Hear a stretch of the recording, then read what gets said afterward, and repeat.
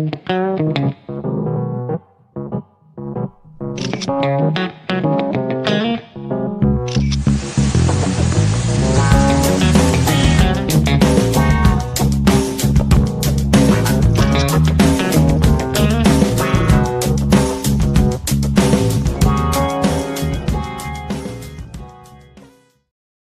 good afternoon, Crime Crunchies. Thank you so much for joining me. I am your host, Courtney C., and I am a 27-year veteran of the media. And I appreciate you joining me. As I said, please make sure that you subscribe, like, comment, share, hit the bell, do the limbo, all of those things. I really, really appreciate it. I am a growing channel, and I love all of your support. You guys have been great so far, and happy to be here. So we're going to be talking again about Nancy Guthrie.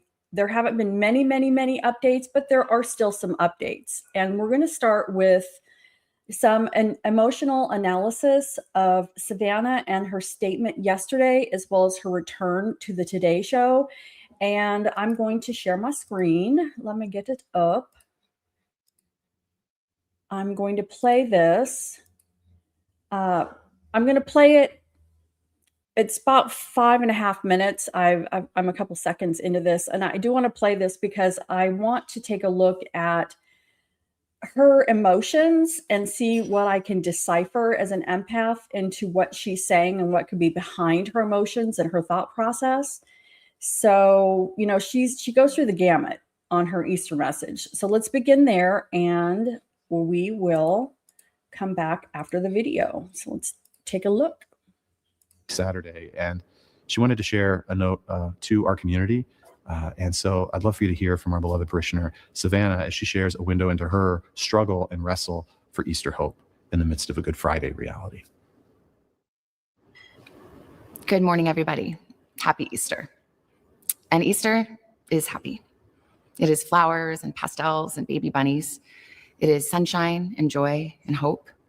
It is rebirth and second chances and new life and fresh starts.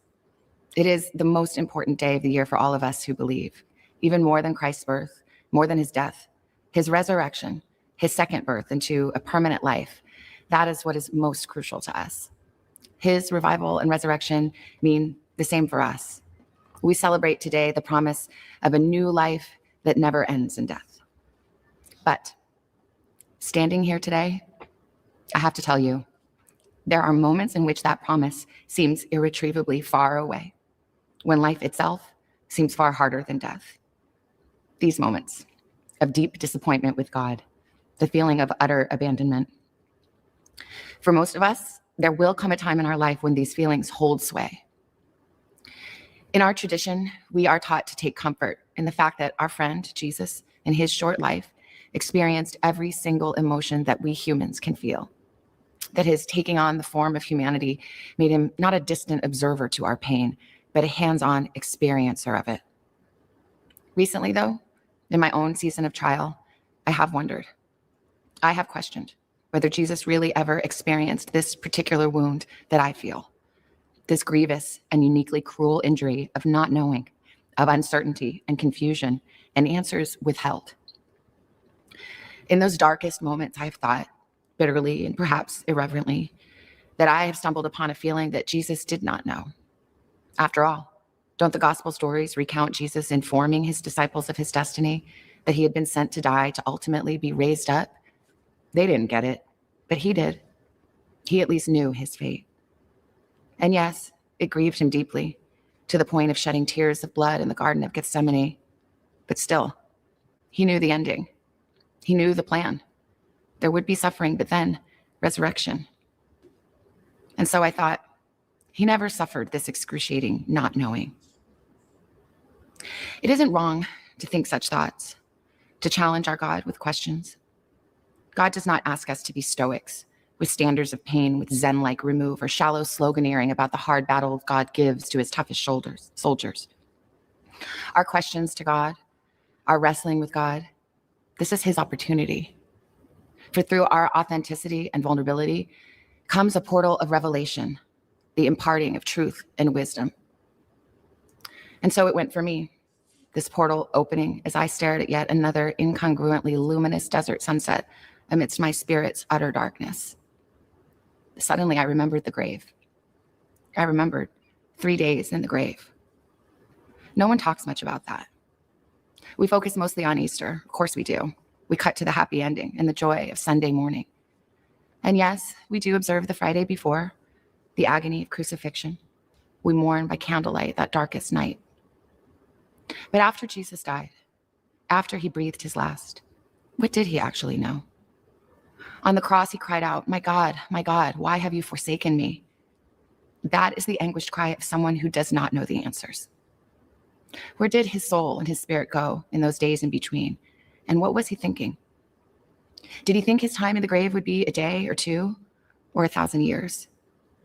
In the grave, did his agony seem indefinite to him? That torment of uncertainty, the way indefinite pain can feel eternal? Perhaps he did know this feeling after all. As humans living on this earth now, we are all suspended in that moment of uncertainty. Not 3 days, but thousands of years between his cross and our resurrection with him.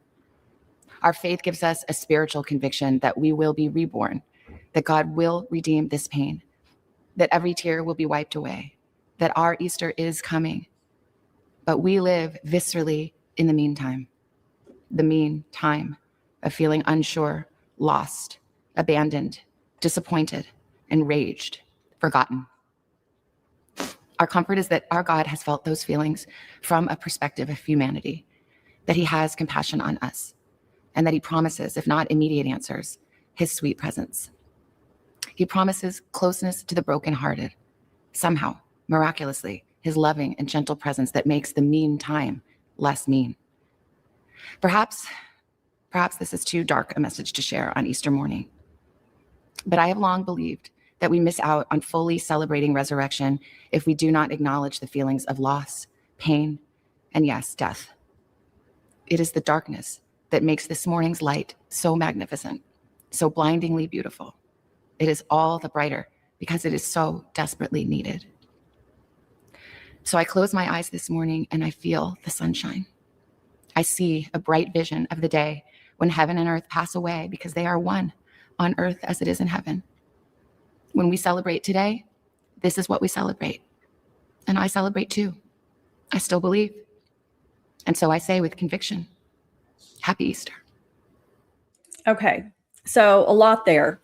So, and obviously I'm not a professional. I don't do mental health. I'm not a doctor. I'm not a counselor. I'm just a person, an empath, and I can listen to people and sense maybe what's behind their words, my opinion, speculation. I'm interested in getting your opinion. But when I watch that, I am sensing that this woman has been deeply changed in every single cell of her body. She has been affected deeply in the caverns of her soul by what has happened to her mother. And what I sense from Savannah is that it's going to take her, it's going to take her years to get through this. And I'm not, especially a religious person, I'm not going to talk about religion or make any opinion on it. But from her standpoint, she is a very religious person. Okay. And this has rocked her core of her faith because she doesn't understand how a God so loving could do this to her mother, who she and her siblings have put on a pedestal. She's been referred to as the matriarch of the family. She is almost a divine entity to her children because of how godly, how genuine, how honest, how true this woman has been, and the role model that Nancy has been to her children. They look at her really almost like a saint, okay? They have put her on that type of pedestal. And the fact that something so heinous has come into Nancy's life and how good and true Nancy has been in her faith and her convictions and praising and worshiping her God, the fact that this could happen to Nancy has completely almost wiped out Savannah's very own faith. That's how deep the chasm is of the hurt of this woman and the anger. While the message started off, light, pastels, bunny rabbits, and then going in and her questioning how, Jesus could never have known. She has suffered literally more than Jesus, is what she's saying, because she does not know. She does not have answers. And they have donated money to NCMEC, the National Center for Exploited and Missing Children, because she now has an understanding of what hundreds of thousands of families have had to deal with for, thousands of years. We feel like it's gotten worse, with missing people recently just because of the way the media has gone. But there's been missing people since probably time began. Okay, there's always going to be a creep. There's always going to be a rotten apple. But Savannah, in her message, her Easter message, I think she's really struggling. She is struggling not just with coping with the reality of every day of waking up and having to be there and clock in for her children. She is coping with this faith that has been a cornerstone of her family her entire life. Because again, I believe that they look at their mother as almost a heavenly deity because of how genuinely good this woman was, like a living saint. And, I do not envy anything that they have gone through. Now, I've mentioned before that I have a contact who works with Cameron. Okay. He's very, very private. I'm not going to mention where he works. I'm just going to say that this person spends time with Cameron most of the time while they're together. Okay. And let's just say that when Savannah did her interview with Hoda, Cameron had a very difficult time even watching that, even being home. He is so staunch and true. He's a military man, a veteran of the military. And their lives at this time, 2 months in, their lives, their souls are crushed. And I don't want to say destroyed, but the fact that they're all still putting one foot in front of the other is truly amazing. Okay. The fact that they are brave and courageous every single day to get up and continue doing what they're doing is amazing. And the best thing Savannah could have ever done is go back to work, because these hard feelings that she's dealing with, the waking up in the middle of the night, she will slowly turn around. It's going to take, usually regular grief, when you lose a child or something, regular grief, it takes a year or two before you can finally stop feeling that in your chest, that moment where you remember that your loved one is gone, and I'm not talking about a natural, like, parent leaving you. I'm talking about like losing somebody that was before their time, something traumatic, something that shouldn't have happened. This is not natural. What happened to Nancy, where you just emotionally feel that pain in your chest. Okay. A normal grief, nothing's normal, but a regular type of grieving, if it's a healthy grieving, which grieving is healthy, it's about 2 or 3 years on a normal grieving process. Okay. Theirs is probably going to take a lot longer. I'm thinking that these people no longer feel safe at home. I don't think that they feel safe really anywhere that they go, because the worst, you should be able to go home, get in your jammies, get under your blankies, and go night and wake up repeat. Okay. And this has not happened. It has not been a safe space.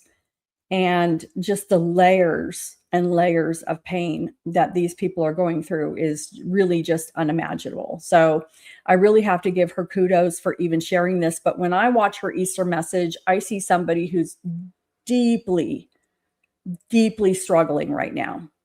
I wanted to go into her joining because today was her first day, and I'm so glad that she did this because I really do think that she's going to start feeling better, as better as she could. Every day it might get a little bit easier, but I also want to talk a little bit about in her Easter message. If you think about, especially someone like Savannah Guthrie, this is a woman who is very intelligent. She's found success everywhere she goes. She's very attractive. She's a beautiful woman. Like I said, she's very intelligent. She went to college. She got a law degree. She got into TV. She worked at the local TV station and has naturally progressed up the chain. She worked at, I think somebody said Court TV. I might be wrong on that one. But then she's now got this really coveted seat on the Today Show. She's got money. She's making money, girl. She don't need no man, okay? She's making good money. She has beautiful children. She has the world at her feet. There isn't anything in her life that could not happen, like hiccups, normal hiccups that things happen. There really isn't anything in her life that she could not take care of or handle on her own because of her intelligence, her emotional intelligence, the contacts that she has, the place that she is in her life, her age, her money. All of those things work in concert in helping people feel stable and be able to control their environment. Okay. She can control her entire environment. All right. And if she can't fix it emotionally, she's got money. All right. She can fix it with money. So the fact that her mother is gone, this saintly woman who is a matriarch of the family, the cornerstone of the family, who has been a rock to everybody in their family, and she's worshiped. They worshiped their mother, and I'm sure rightly so. She seemed like a wonderful, wonderful, genuine person. But the fact that this has happened, and she can't control a damn thing. She can't control the investigation. She can only control answering questions. There have been a lot of people that have commented on my videos, and I read comments on other videos. I would say the number one thing that people are, if she are disappointed in her, is why hasn't she been out looking for her mother, hanging up posters? I'm not saying that that's a bad thing. I think it's a different situation because she is a celebrity. Maybe she didn't feel comfortable. I do feel like emotionally she's devastated, and she may be in such a depression that she probably didn't shower for days. Okay. That's the kind of depression I'm sensing she's gone into. How hurtful this has been that her wonderful, beautiful mother is gone. But the fact that she can control everything in her life, she cannot control this. You cannot fix this. You can't make this better.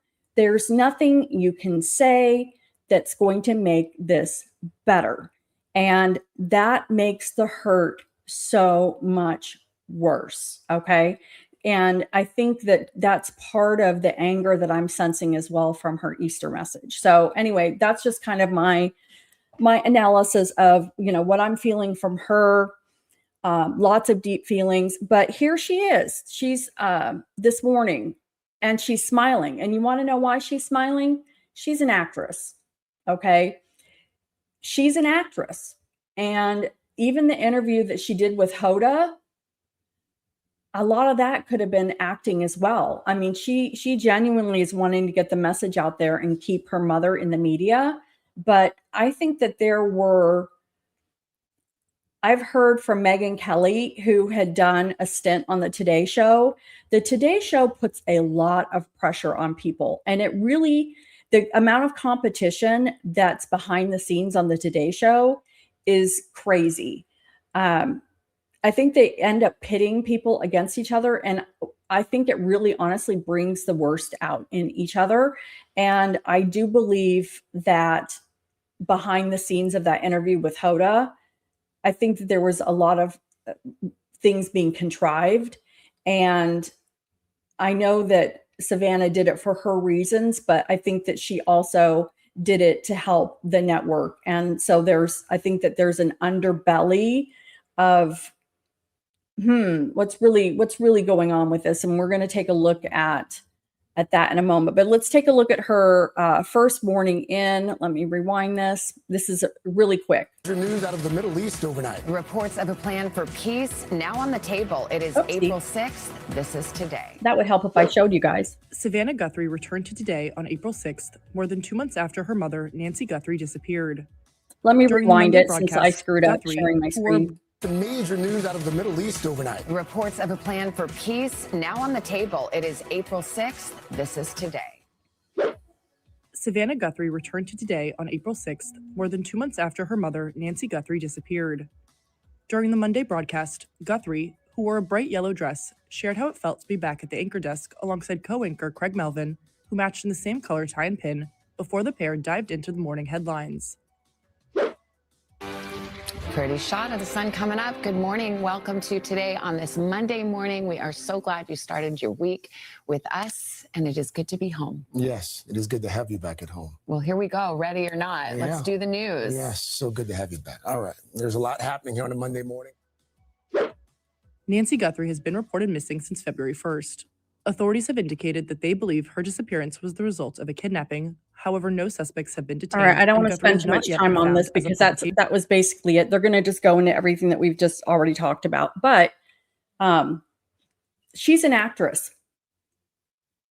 And her being able to sit at the desk like this is what's going to heal her, because she is not right now. She's not thinking about crying in the shower. She's not thinking about the physical pain and the fear that she has every night when she wakes up and envisions what her mother went through. She's not feeling that right now. I think that they were really classy. They have the yellow flowers. Everyone's got yellow on, tie a yellow ribbon around the old oak tree. It's just kind of a bring back our loved ones color. So I think that it's good that they're not playing too much on it. They do have her come out and talk to her well-wishers. Let me find that. I thought I had it.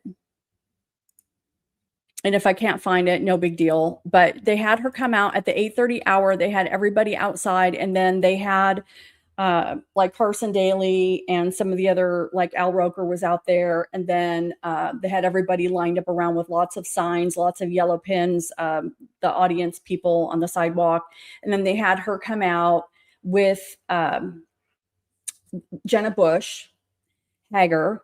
And then she took selfies with the crowd and she got some moments. I think that she, was tearful, but she is an actress. Okay. And this is a moment where she doesn't have to steep like a tea bag in the agony that she has been in for the last, since February 1st. She's been in physical, mental agony, and it has been torture. And again, if you just joined us, if you want to go back, I just do a pretty rough analysis of what I feel her emotions are with her meaning behind her Easter message. So a lot to deal with there. But when we get into the behind the scenes, and this video that I'm going to show from The Nerve with Maureen Callahan, the person on the right here is an entertainment columnist. So I'm going to have everyone watch this. I think it's kind of entertaining. They're going to talk about what's going on behind the scenes at the Today Show. And, I think it's interesting because I think that even if it isn't completely accurate, it's entertaining. Okay. But it also talks and touches on what Savannah might have gone through or is dealing with, and why the interview went the way it did. I know Hoda has gotten kind of a lot of shading because of how the noises she was making during the interview. They thought that there's a scene where Savannah is just recounting just this horrible situation, and Hoda's got this weird, creepy smile, and her little lips coming out like a lizard. She's licking her lips, and it's just it kind of went bad. So let's watch this with Maureen Callahan, just for entertainment value. Okay? Sourcing inside NBC. It's all coming to fruition. It's all coming true. She did the one-on-one. They chopped it up. They packaged it as a Dateline special. Good. The reports are that she is coming back on Monday, April 6th. Now, if that stands, my reporting is that Hoda has been told she is no longer needed on the Today Show set, and she is not welcome on Savannah's first day back. And that in the meantime, Craig Melvin is fuming that he did not only that he didn't get the one-on-one with Savannah, but that he wasn't even considered. The Daily Mail says the host has been left utterly, quote, devastated by being boxed out. So this is how sick it is over there. But tell me what you're hearing. Yeah, it's amazing. That Daily Mail story blew my socks off, and it makes total sense. It's totally reading with what I'm hearing about the situation. When Hoda left, they ran a multi-million-dollar ad campaign of Savannah and Craig as the new co-hosts. This is what they set them up. This is the job they sold to Craig, that you're an equal. You and Savannah co-host the show. And when the biggest news story, maybe in the history of the Today Show, happens, they give it to Hoda. Craig must be rightfully so, not only angry, but really, really nervous. If you've ever worked at any job and suddenly they stop making eye contact with you, suddenly you're not invited to the meetings, suddenly you're not invited to participate. That's a real bad sign. Craig's no fool. He's been in TV for a really long time. Craig melted down. Craig was absolutely hurt by this. Now, what they're saying to Craig is that we wanted Hoda to do it so we can put that story into a box and move on. So when Savannah returns on the 6th, we can go back to normal's not the right word, but the new normal, I guess it is the right phrase. And so I'm told they'll start the show off with the two of them at the desk. There will be a welcome back to Savannah, and then they're going to go to the news of the day. It's not going to be 4 hours of her mom, of updates. There was a story that there might be yellow ribbons everywhere, yellow balloons. Please. Well, they did do that. That's not going to happen, but he's right. They're thinking about this. Producers are talking about this. It's going to be a weird moment. And I don't think the Dateline interview helped. I think it's made it even more weird. And so it's well, what did you make of that? Let's talk about that for a minute. What did you make of Hoda's affect and Savannah's as the interview wore on? I will say I became a little bit less convinced that Savannah isn't just as willing to play the game. You know, if that's the takeaway that they were trying so hard for people not to have. So why did these people that are so good at making television fall into that mistake?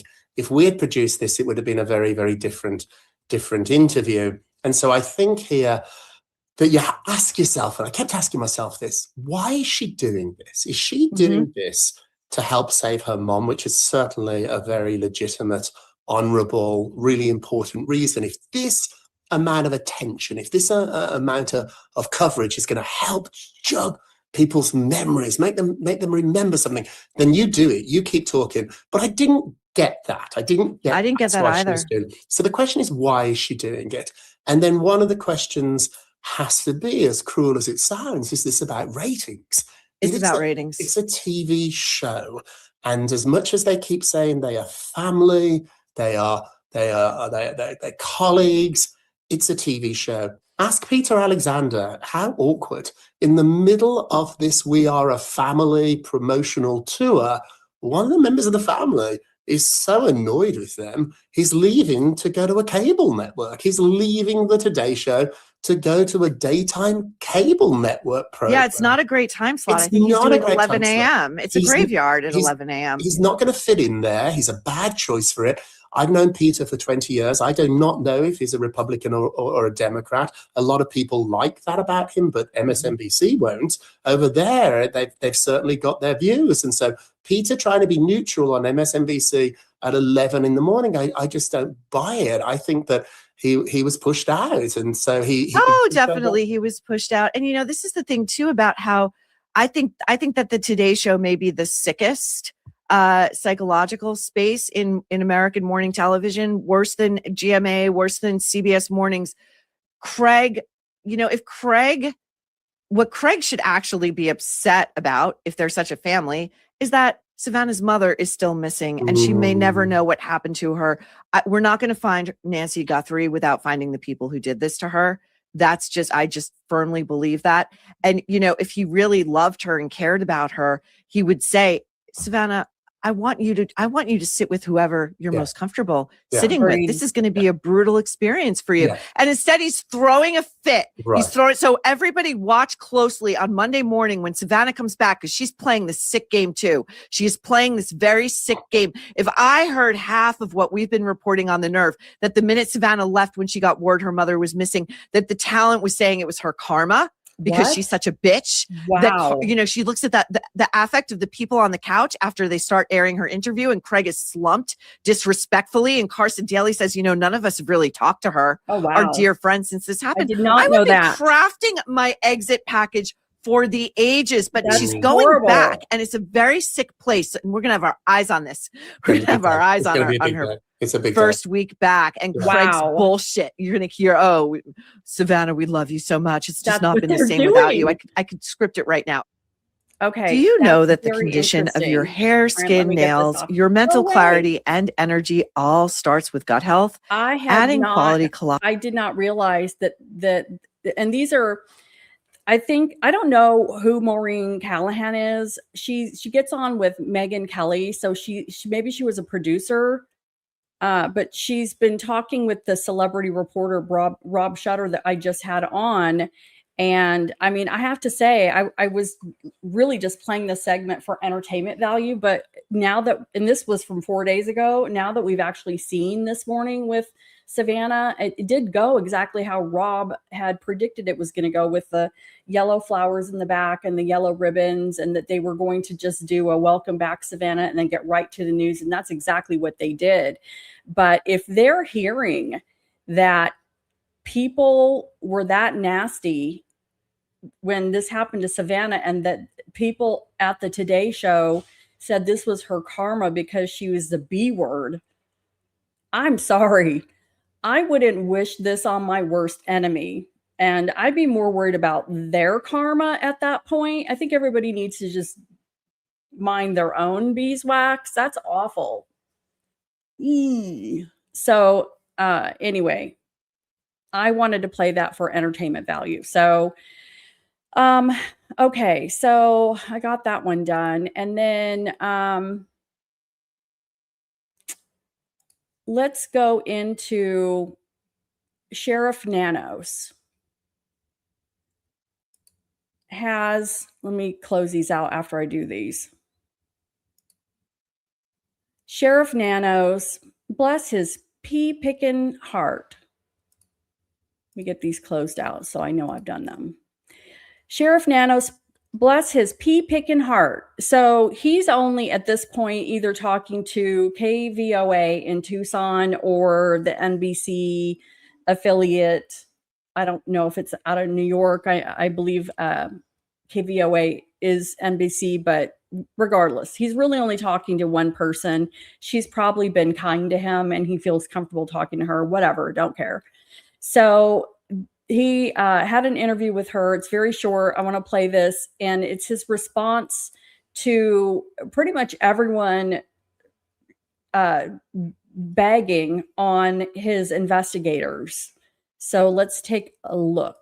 Tonight, the Pima County Sheriff goes one-on-one with News 4 Tucson, defending his homicide investigators on the Nancy Guthrie case after questions surface about their experience level.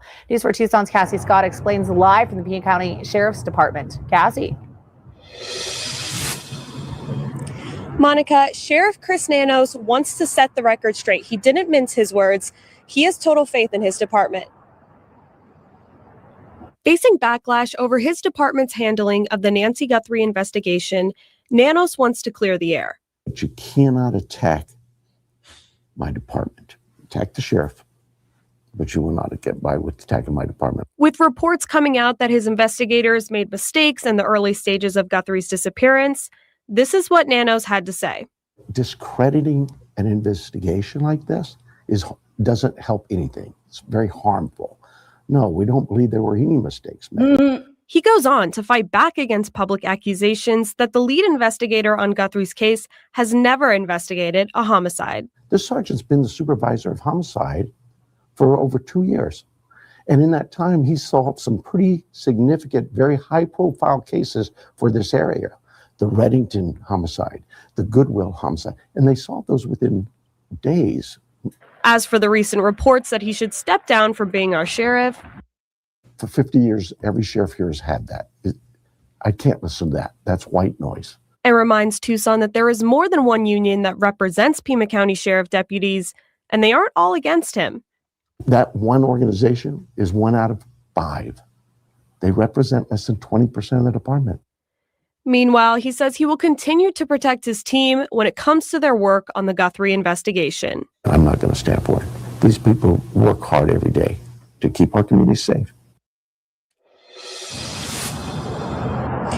Not only did the sheriff talk about the pride he has in his team, but he also went in depth on the disappearance into Nancy Guthrie and the impact that false reports have had on him and his team. We're going to have those stories next week. For now, we're live at the Pima County Sheriff's Department. I'm Cassie Scott, News 4 Tucson. All right. So here's my take on that. Listening to him talk. So a person who has a narcissistic personality or a personality disorder that I, as just a person, think he probably does. Part of being a narcissist is you love your ego being pumped up, shiny, glistening. And I really think that he loves coming in as the white knight, and he's going to be the martyr. If you guys have to say something bad, say it about me. Say it about me. Don't say it about my investigators. I'll take it. They've been coming after the sheriff for 50 years. Don't say it against my team. Well, I don't know. No, he just sounds more narcissistic, just the way he said that, because now he is the white knight coming in. Look at me. I'm awesome in my convertible Corvette, and I'm going to save everybody, and I can take it. I'm a real man. I can take it. I'm a hero. I've got, nerves of steel. So he still thinks that they've done everything right. And I hope they have. I had one question I wrote down, that one thing that I hadn't heard talked about, but if the back door was propped open with those planters, I'm hoping that they swap those planters, because we know most likely Nancy didn't do those.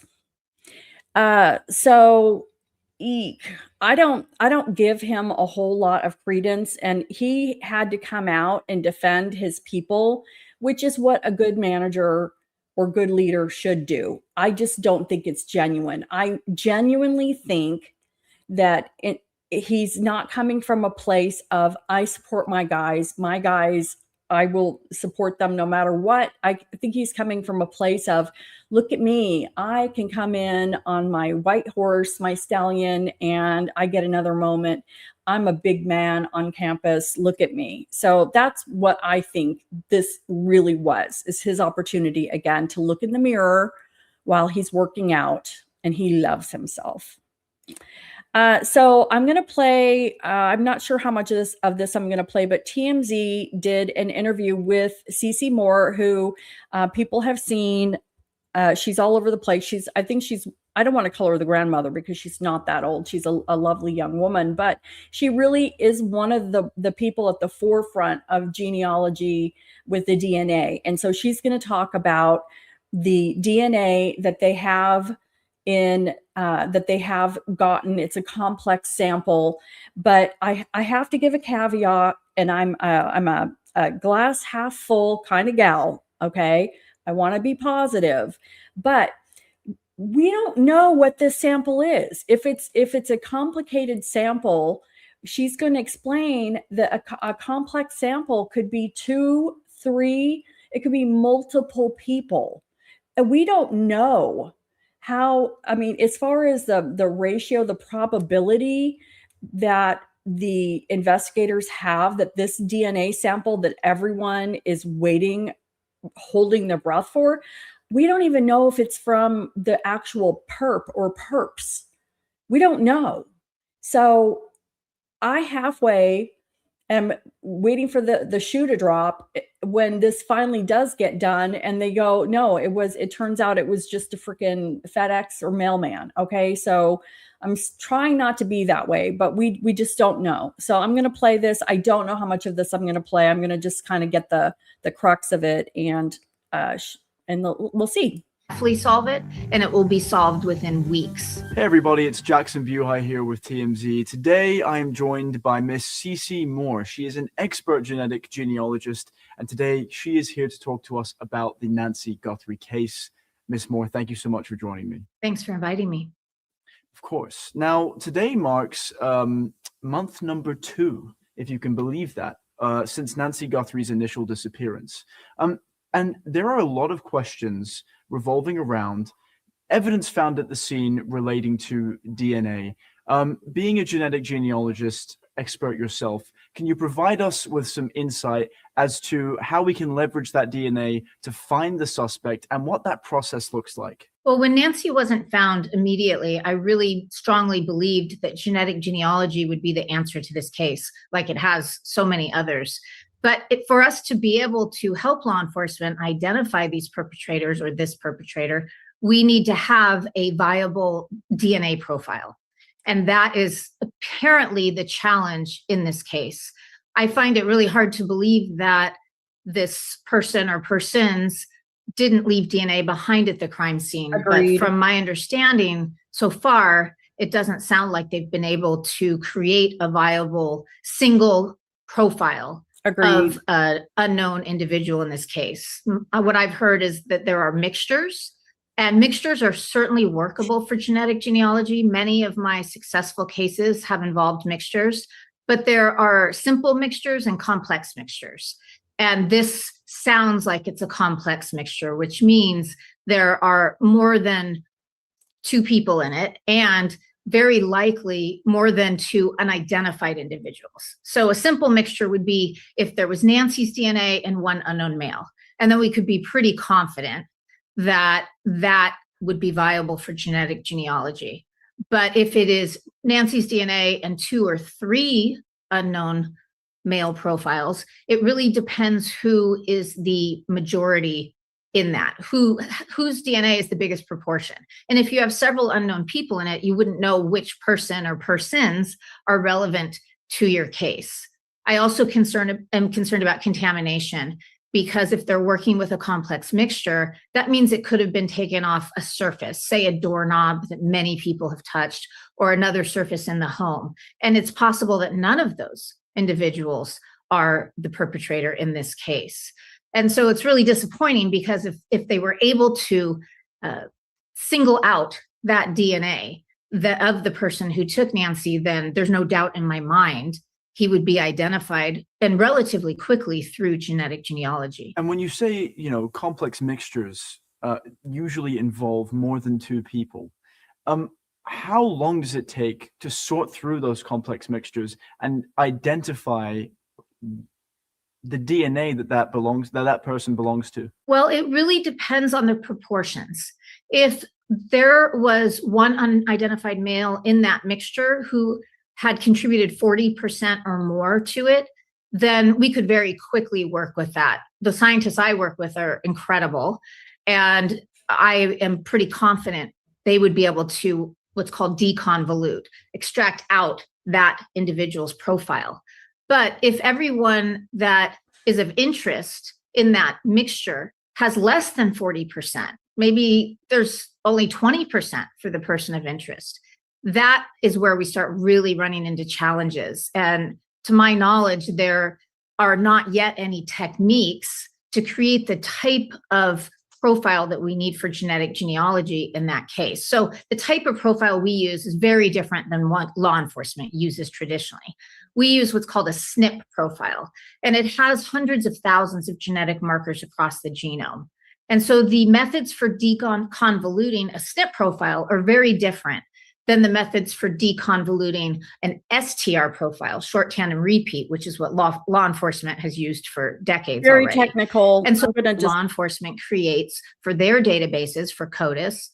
I'm going to probably pop out of this now because it's just, even my head starts exploding.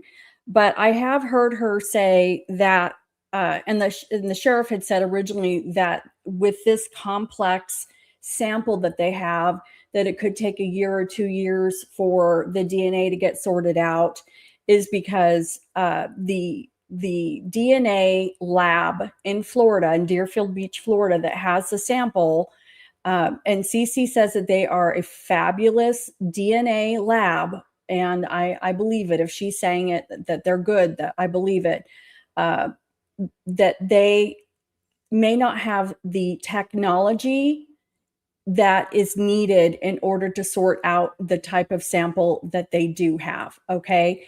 And we have to wait for science to catch up in order for the sample to get done. And eventually the science will catch up. It's going very, very quickly now. We're in like a warp speed with how the science is catching up with DNA. But on another interview that CeCe Moore went on, I believe with Ashley Banfield, CeCe Moore has heard that while they thought it was going to take a year for the science to catch up to the tech needed in order to sort this complex sample out, that they may have fast-tracked whatever project or program that is. They might have it all, scoped out on a timeline, meaning, we have it scoped out. We're going to work on this project in Q2 of 2027, and we'll do the funding. Then we'll have the people will free up their workload, blah, blah, blah, in 2027.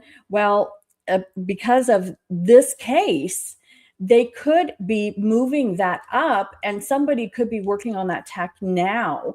And if we can get the science focused and caught up sooner, then that means that they can take this complex sample and they could figure it out sooner, and maybe we don't have to wait for a year. So, I don't want to ever say Nancy's life was given for the betterment of this, and here's why, it was worth her passing. But I mean, she really is, I believe this case is moving science forward faster just because of how high profile this is. And really the good thing about that is this tech, that if they are fast forwarding it, this tech could be what they need to solve a ton more cold cases that are just sitting on shelves, they have complex samples and are just waiting for it. So, I mean, this could give so many more families answers. It's just like in the Rex Huerman, Gilgo Beach. Shannon Gilbert was the sex worker who made the 911 call, and while they were searching for her, they found the other bodies on Gilgo Beach that were tied to Rex Huerman. And Shannon, I don't think that they ever did find Shannon's body, but they found all these other people, and they were able to give, I think, 6-7 people closure at this point. So, her life, she really is a hero in that all these other families have closure. And Wednesday, I wasn't going to mention it, but Wednesday, Rex Huerman is supposedly pleading guilty. So there will be no trial. And I'm assuming that everybody knows about the Gilgo Beach serial killer, or the Long Island serial killer. I was thinking about doing a case encapsulation just for folks who don't know about it, but that really is, I think, a good thing. So diverting, getting back, focusing back on. So, part of why this case also is so head scratching to me is the fact that there's no answers. Okay, there's no answers. Nothing makes sense. I mean, now we're thinking that the sheriff's team has done a Keystone Cops shoddy job on the scene. We're now finding, supposedly from the whistleblower, that they were looking at it and treating it in the first few hours as a elderly person just walking off, which we know is not the case. We've looked at different motives. I've done an entire PowerPoint presentation, an entire podcast on different motives, one of which being a burglary gone wrong, a kidnap for ransom, a targeted abduction, South American theft groups, which really, I think I've been leaning more toward South American theft groups on this one. But from the Savannah Guthrie interview with Hoda Kotb, I had an aha moment last night, that going back to thinking about Savannah saying that they literally came to Nancy's bedside, took her from her bed in her pajamas with no shoes on. And what that tells me, thinking about breaking everything down and whatnot, I had thought it was South American theft groups, because I just am on that path right now. But they would have gone into a house to steal high-end items, things that are of value, because they are thieves, okay? And they could have had a situation with her get hurt, then they have to take the body, blah, blah, blah. But now I'm second guessing that, because if we think about the fact that Savannah said they came to her bedside, they took her out of bed in her pajamas with no shoes on. If they're a theft group, if they went there to steal, why would they even wake her? If she's asleep, if we take Savannah, that is accurate information, and Nancy is asleep and she's got hearing aids that she can't hear, she's sleeping, why would they go wake her up and take her from her bed if they were just stealing? So now I'm feeling like I need to back off of like a South American theft group or an international theft ring, because I thought for a moment that it could have been random. They may not have even known that Nancy was related to Savannah and known that there was a revenue stream for kidnap for ransom. I thought that if it was an international theft ring, that they literally could have just targeted a neighborhood, and her house might have just met all the criteria that they're looking for. I think they literally have a playbook. She's an old lady. She lives alone. There's no dog. There's no man. She can't move. Her property is accessible from basically all sides. There's no fences. They could come in from the back. There's an empty house. There's construction in the area, and blah, blah, blah. Okay. So I thought to myself that if this is a theft ring, that it could have just been a coincidence that this was Savannah Guthrie's mom, and they may not have even realized the Pandora's box that they were opening until after they realized who they had. But if we can take Savannah's word as accurate intel that she's close to the case, and she knows for a fact, through however they do, that somebody went up to Nancy's bed, woke her up, took her from her bed in her jammies with no shoes on, punched her by the front door, injured her at the front door, and then took her out the front door. This is not a burglary gone wrong at all.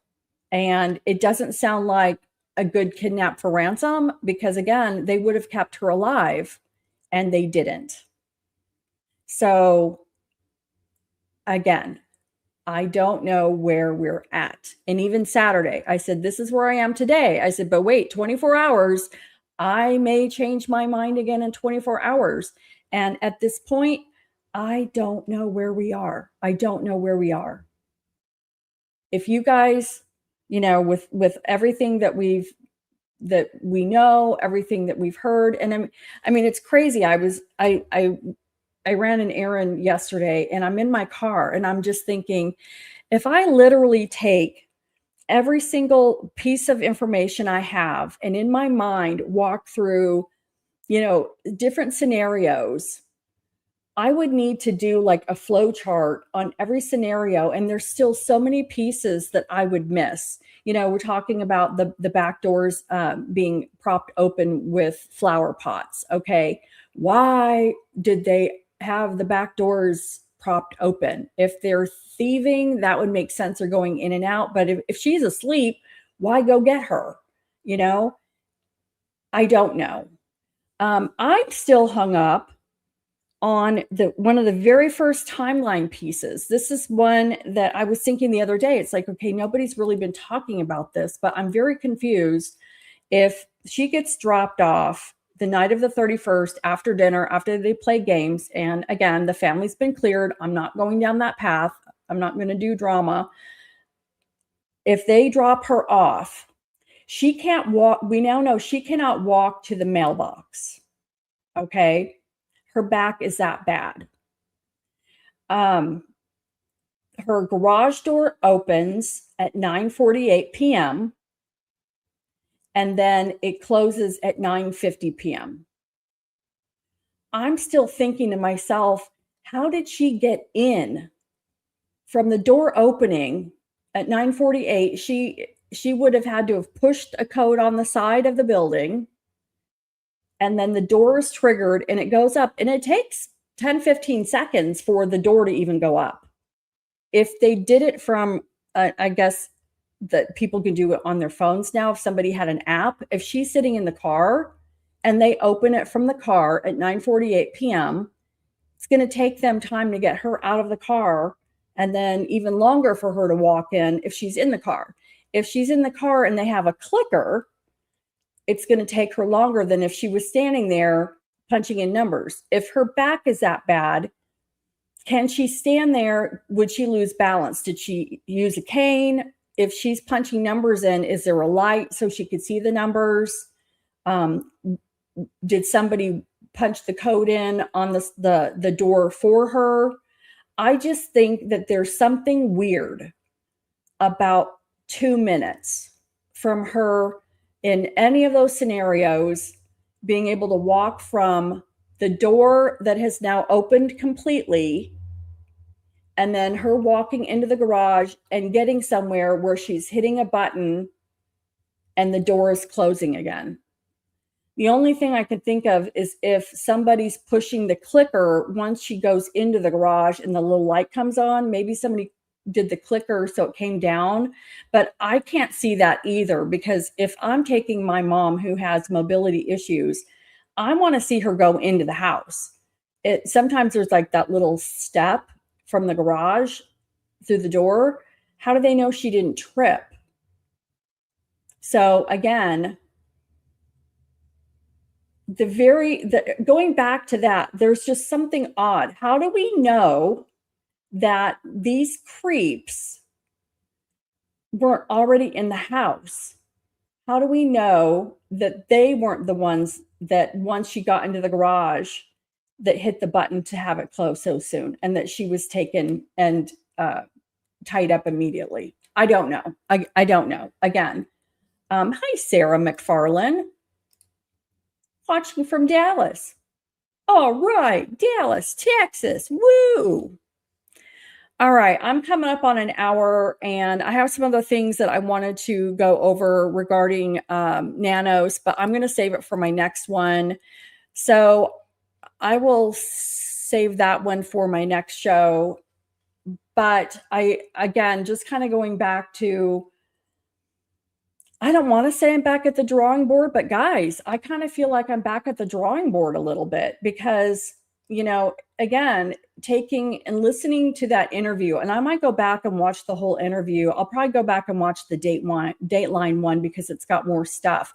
If Savannah knows more than we do, and again, she probably cherry picked her words because she doesn't want to give too much. So, I mean, it could have been a red herring. She could say that they took Nancy from her bed in order to cover up other aspects of the crime. But I don't know. She seemed very emotional about that. And the fact that she wakes up in the night and relives this, you know, envisioning what her mother must have opened her eyes to.